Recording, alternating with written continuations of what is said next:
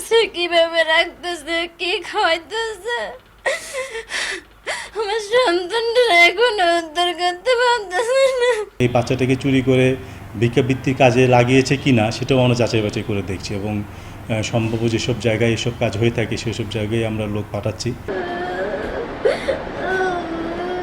সন্তান হারানো মায়ের আর্তনাদ, 21 দিনেও খোঁজ নেই চুরি হয়ে যাওয়া শিশুর। প্রচণ্ড তাপদাহে কেমন আছে, কোথায় আছে ফুটফুটে ধন, এ দুশ্চিন্তায় অস্থির মা। কত সন্তান দেখে দুই দিন 3 দিন 24 ঘন্টার ভিতরে উদ্ধার করে, আর আজকে 19 দিন হয়েছে, এখনো কোনো সন্ধান মেলেনি আমার সন্তানের। 8 মাসের আব্দুল্লাহ নুমানকে বসিয়ে গোসল করতে ঢুকেছিলেন মা রুমা। পাশের বাসার ভাড়াটে এক নারী সেই সুযোগে বাচ্চা নিয়ে দ্রুত পালিয়ে যায়। 3রা এপ্রিল গাজীপুর মহানগরের নাওজুর ফরিদের বাসায় ঘটে এ ঘটনা। পরে অভিযুক্ত আইরিন ও তার স্বামী আবু সাইদকে আসামি করে বাসন থানায় একটি মামলা দায়ের করা হয়।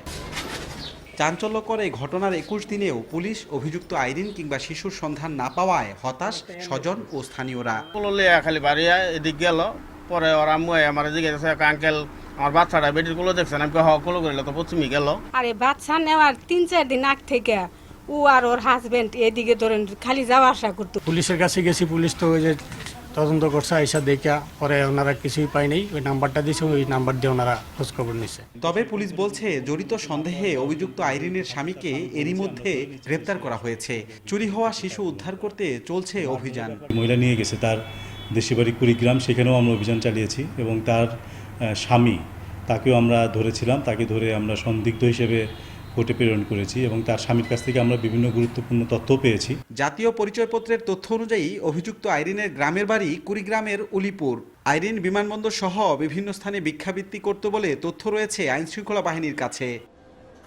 রাজিবুল হাসান, সময় সংবাদ, গাজীপুর।